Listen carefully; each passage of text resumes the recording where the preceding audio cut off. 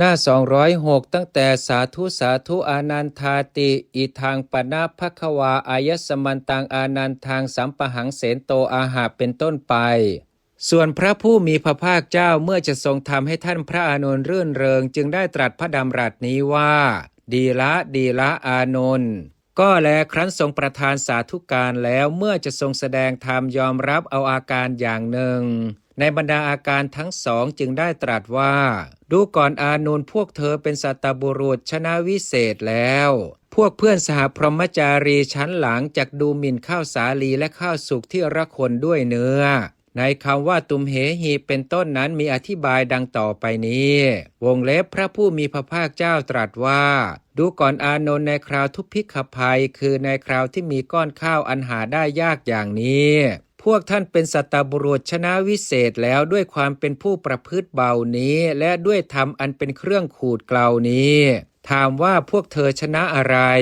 แก้ว่าชนะทุพพิกภัยได้ชนะความโลภได้ชนะความประพฤติด้วยอำนาจแห่งความปรารถนาได้ถามว่าชนะอย่างไรแก้ว่าแม้ภิกษุรูปหนึ่งย่อมไม่มีความคิดหรือความคับแค้นใจว่าเมืองเวรัญชานี้มีภิกษาหาได้ยากแต่บ้านและนิคมในระหว่างโดยรอบวงเล็บแห่งเมืองเวรัญชานี้มีข้าวกล้าโน้มลงด้วยความหนักคือผลคือว่ามีภิกษาดีมีก้อนข้าวหาได้โดยง่ายเอาเถิดพวกเราไปที่บ้านหรือนิคมนั้นแล้วจึงจักฉันแม้เมื่อเป็นเช่นนั้นพระผู้มีพระภาคเจ้าก็ทรงรับเอาพวกเราอยู่ในเมืองนี้ทีเดียวดังนี้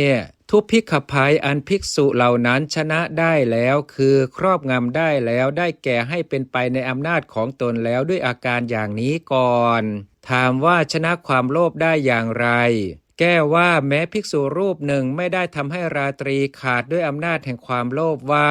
เมืองเวรัญชานี้มีภิกษาหาได้ยากส่วนบ้านและนิคมในระหว่างโดยรอบวงเล็บแห่งเมืองเวรัญชานี้มีข้าวกล้าโน้มลงด้วยความหนักคือผลได้แก่มีภิกษาดี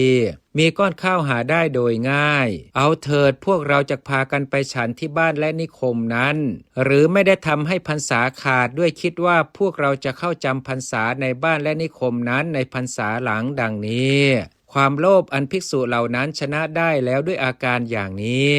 ถามว่าชนะความประพฤติด้วยอำนาจแห่งความปรารถนาได้อย่างไร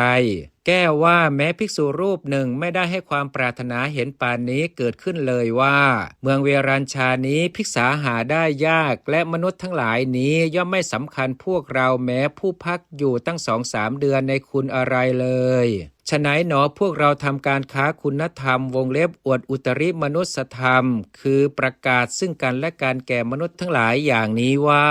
ภิกษุรูปโน้นได้ปฐมฌานละรูปโน้นได้อภิญญา6ดังนี้แล้วปรนเปรอท้องภายหลังจึงค่อยอธิษฐานศีลดังนี้ความประพฤติด้วยอำนาจแห่งความปรารถนาอันภิกษุเหล่านั้นชนะได้แล้วคือครอบงำได้แล้วเป็นไปในอำนาจของตนแล้วด้วยอาการอย่างนี้